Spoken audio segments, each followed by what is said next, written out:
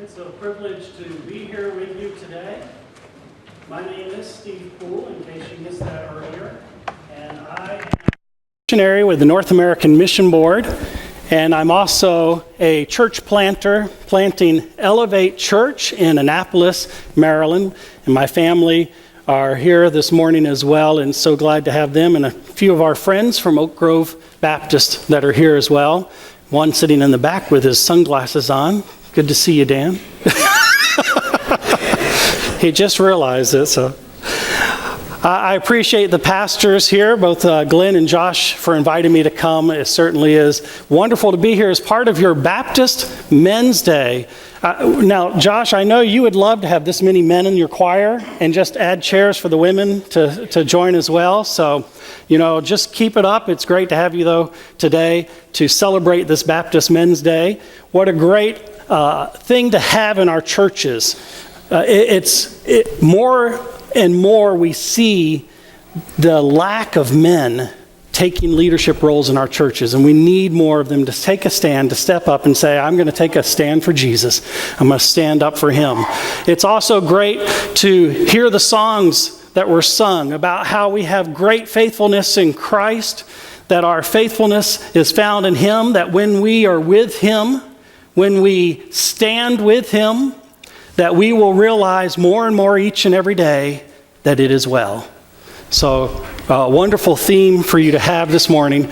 I'm going to be speaking about our legacy and the legacy we leave. Now, ladies, this is geared towards the men, but I'm going to throw a few things in for you as well. Feel free to yell amen whenever you hear something that you think these men really need to understand and follow through with. That's fine. I want us this morning, though, to focus in on one thing that you remember about your father. One thing, it could be a picture in your mind. It could be a sound that reminds you of him. It could be a smell. The smell of sawdust. Some people smell that and instantly think of their dad. The sound of a hammer. The smell of Old Spice. The sound of an engine. Whatever.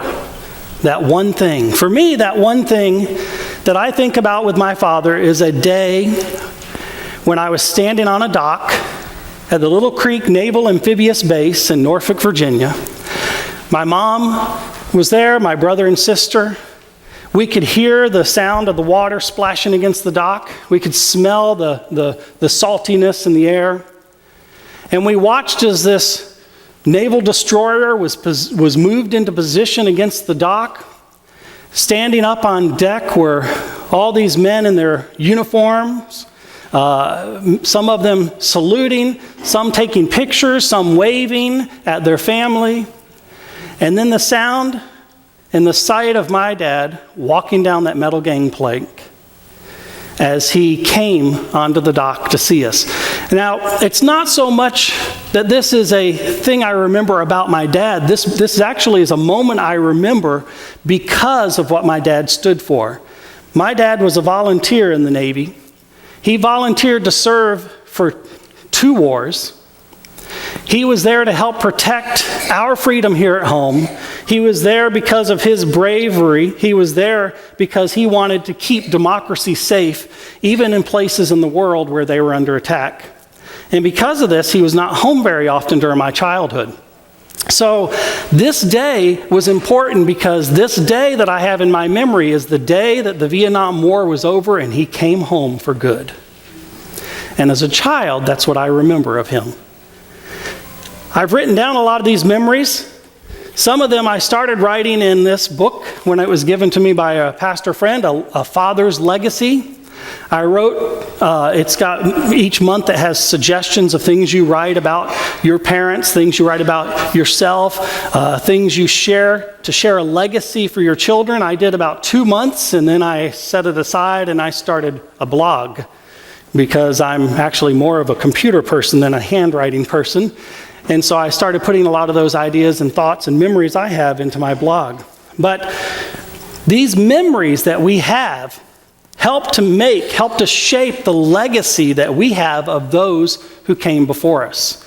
It's in the things that they did that we remember that carries on their legacy. Sometimes it's a small collection of just small things, small moments that just build up into something that we see as an achievement. Sometimes it's a large event that we want to memorialize and say, hey, this is something great that happened in the life of this person. Doesn't matter how we do it, doesn't matter what you look at as far as memories of those that have come before. The important thing is that the things that they have done are what led to their legacy for you.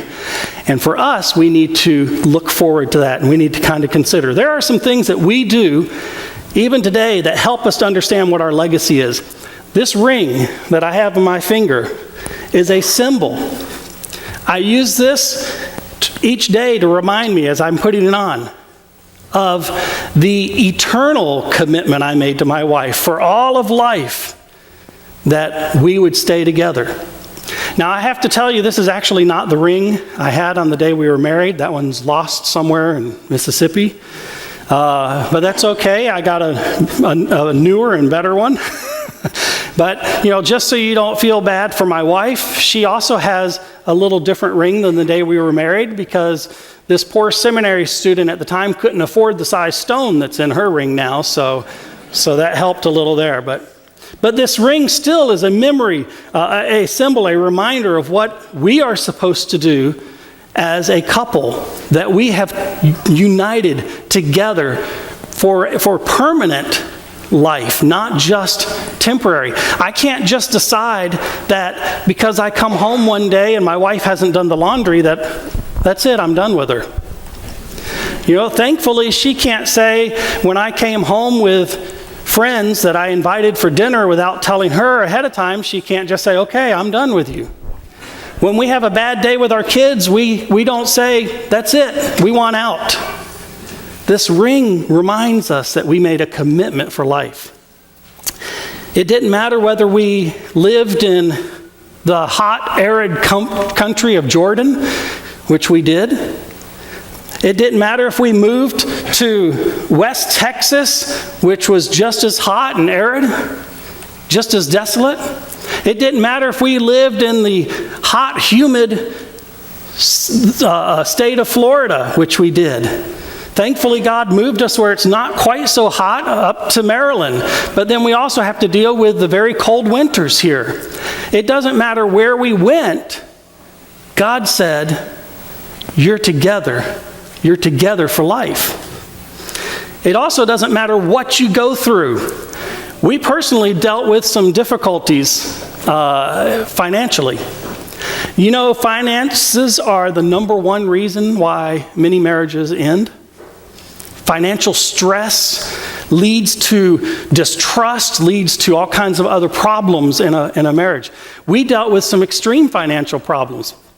We moved up here in 2006 from Florida, and we had advice from friends of ours who were in finance and in banking and real estate. They said, the market is really hot right now. Houses are going, for a lot more than what they really are worth. And so don't just try to sell it as quick as you can. Take a bridge loan, get your house in Maryland, and take the time to sell your home in Florida, get a good price on it. That was February of 2006. Many of you know that in April of 2006, the housing market crashed. We couldn't sell our home.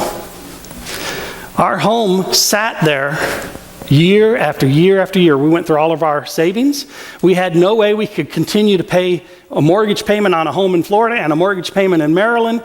So we finally contacted the bank and said, we can't pay anymore. We need to foreclose on it. Well, the bank decided they didn't want to foreclose because they had thousands of other homes in the same situation. So instead, they hired a lawyer. They took us to court. They sued us to get the money, which we obviously owed because we took out the mortgage. And the judge was forced by laws to garnish a fourth of our wages. Well, that then meant that we couldn't pay our mortgage in Maryland on our home in Maryland. So we were in more financial stress and problems. We eventually sought legal advice of our own, and we were told that the best thing to do was to declare bankruptcy to get out from under all this. They'll quit garnishing your wages. Everything will go back to where it should be. The only problem is bankruptcy doesn't solve all of your financial stress. It actually creates other problems. You can't get a loan for a house, for a car. Try renting when you have bankruptcy on your record. Try going on a vacation and getting a hotel reservation when you don't have a credit card because they took your credit cards when you declared bankruptcy. It created a lot of stress. But we didn't get married just for the good times. We didn't get married just for the easy times. We were married for life. And so even during the stress, even during the financial stress, we stayed strong to our marriage. Matter of fact, I think because of my wife being my best friend, that helped us through those times. I don't know what I would have done if I hadn't have had her to be able to go to and say, is this right? What Baptist pastor, what pastor of any kind would want to just declare bankruptcy and have to stand before their church and say, I'm telling you to be good with your money, to honor God with how you do things financially so that you can support the church financially, and yet to say, we had to declare bankruptcy. But we stayed together during all of that time because of what this symbolizes, that eternity, that circle that never ends.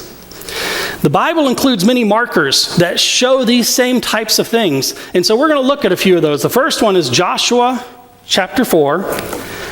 Joshua chapter 4. We're going to begin in verse 1. These are markers or milestones that we see in the Bible. I'm going to start with verse 1.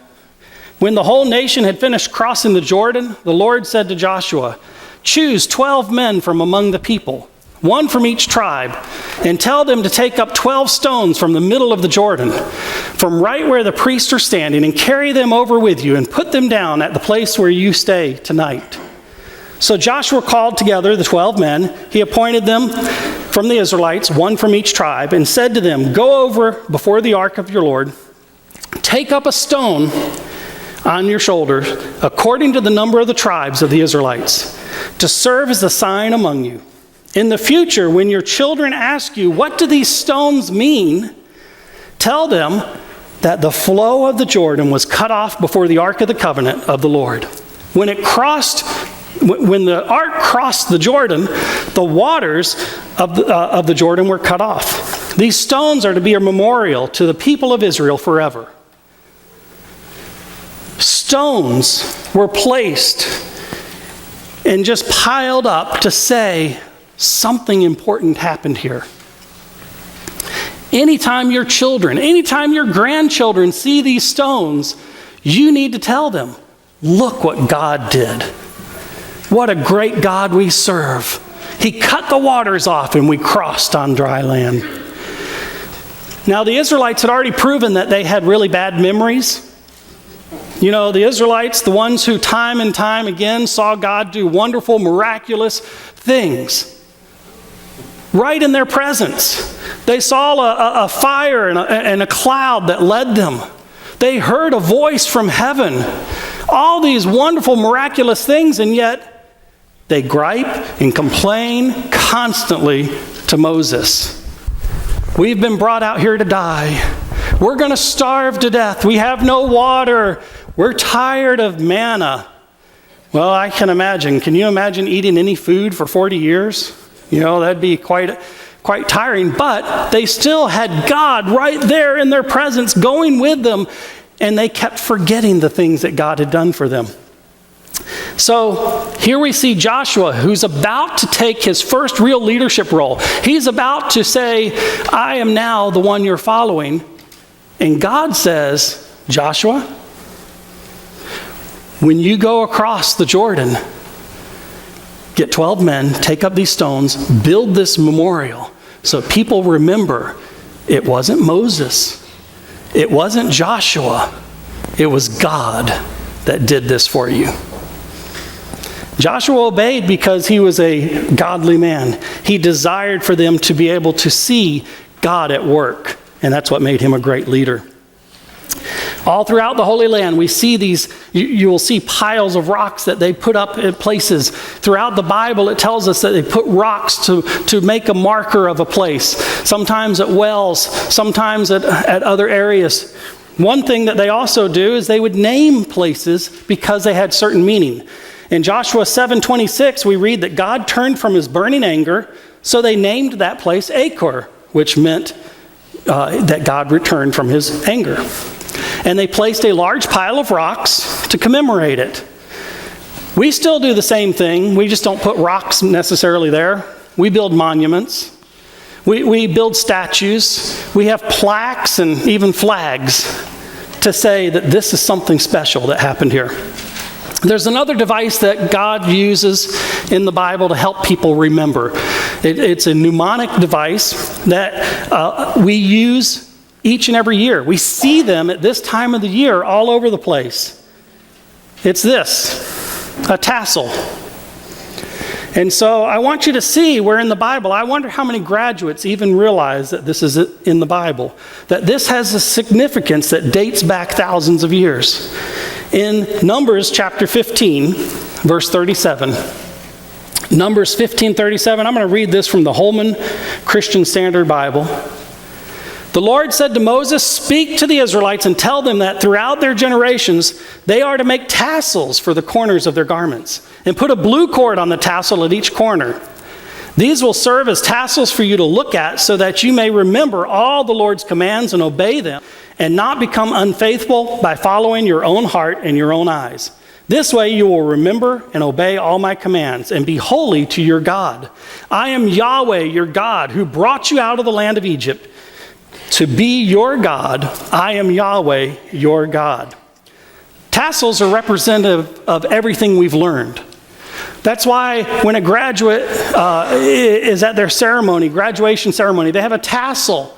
And it's to remind them of the education, to remind them of what they have been taught.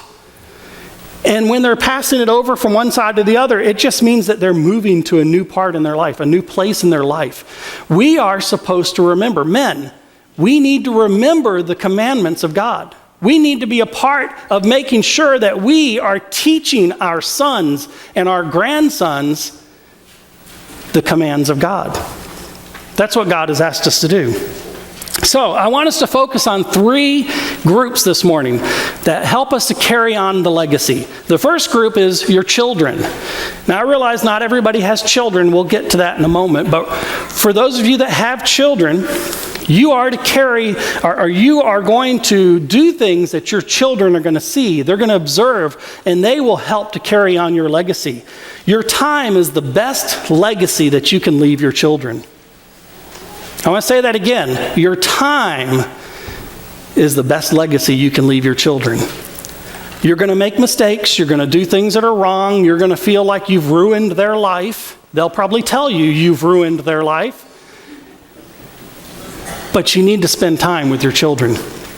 Ryan was a very wealthy businessman, CEO of a large corporation, and Ryan had a son, Johnny, who was in kindergarten, and Ryan understood he needed to spend more time with his son. He was difficult, though, because of his job, so he committed that one day a week he was going to go pick up his son from kindergarten. Didn't matter what was going on at work, he was going to do this. So one day he's there picking up his son. Johnny sees him. He comes running out of the church. He runs up. He grabs his dad by the hand and he says, "Daddy, skip with me." Ryan stops and he looks around and he sees all these faces of these teachers and these mothers picking up their kids and even the children, and it seems like everybody's looking at him. And so he just says, "Johnny, stop. Stop it. You're a big boy. We don't need to do that." And Johnny was undeterred. He pulled his dad's hand and he said, "Dad, skip with me." And he got embarrassed and he said, "John, no.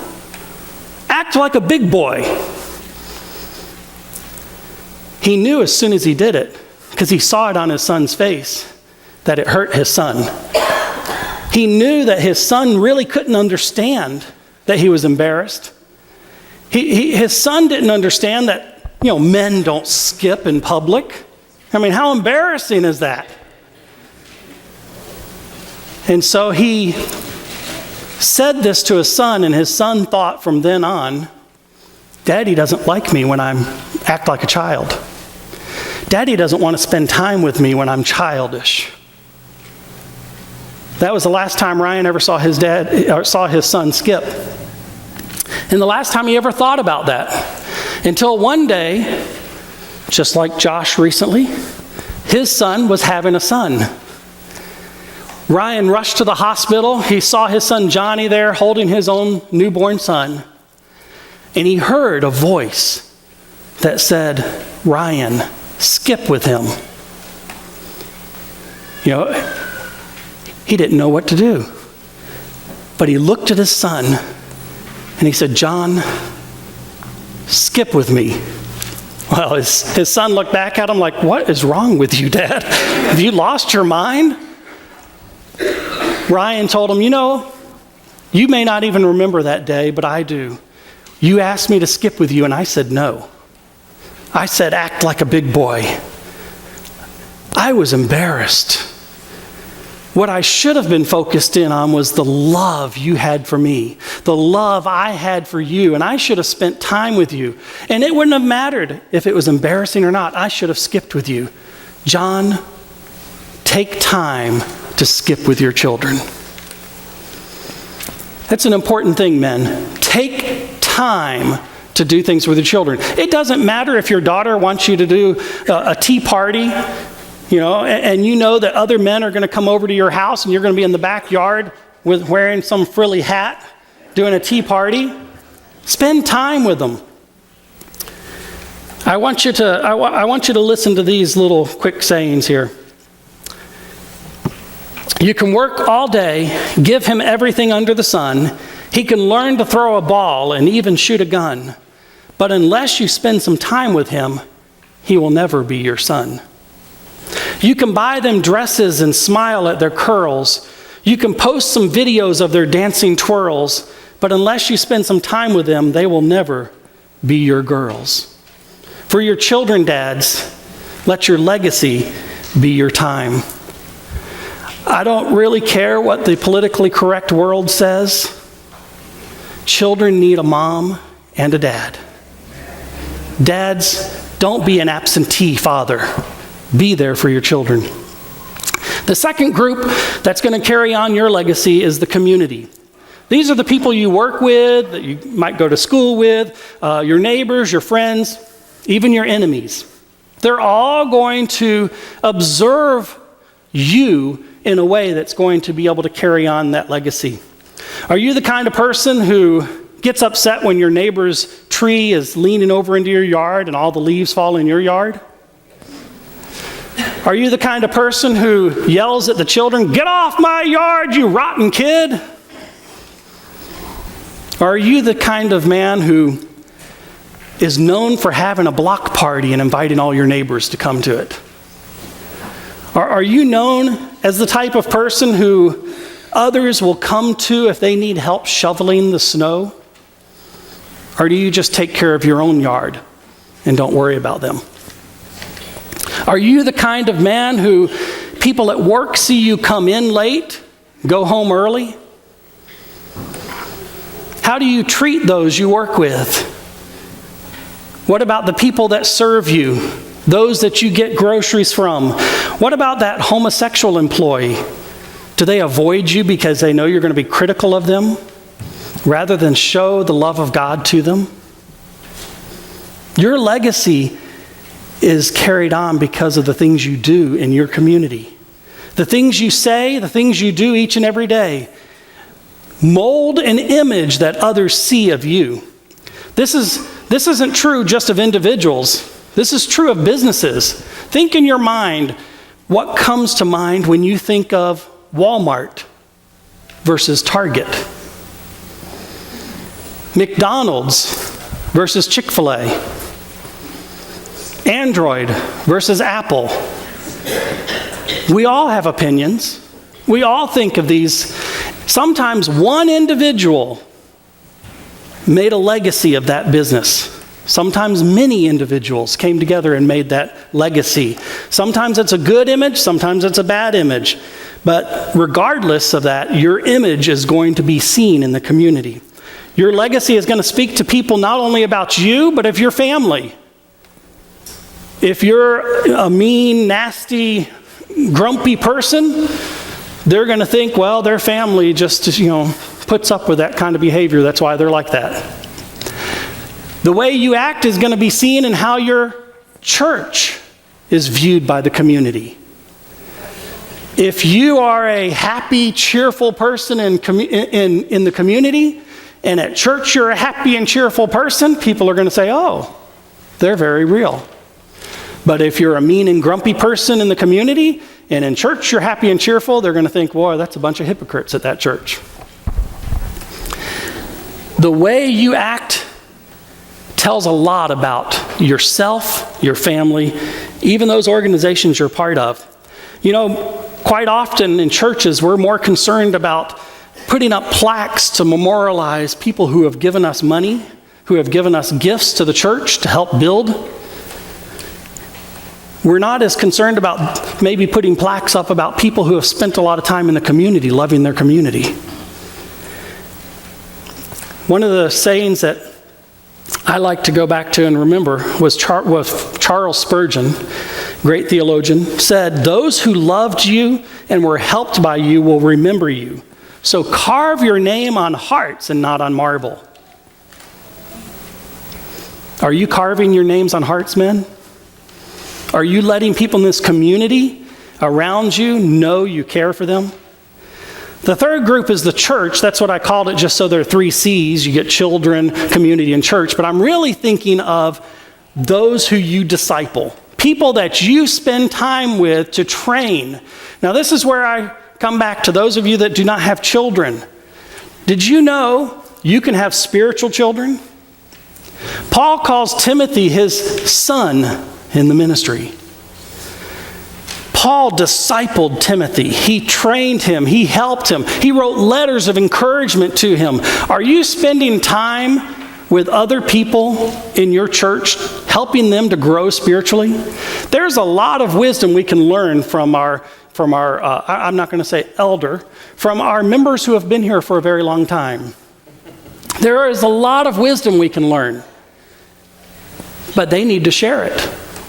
They need to be there helping younger men know what they're supposed to do.